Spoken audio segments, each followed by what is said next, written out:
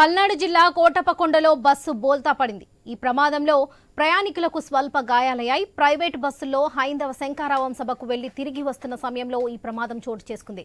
బస్సులో 40 మంది ప్రయాణికులున్నారు. క్షతగాత్రులను నరసరావుపేట ఆసుపత్రికి తరలించి చికిత్స అందిస్తున్నారు.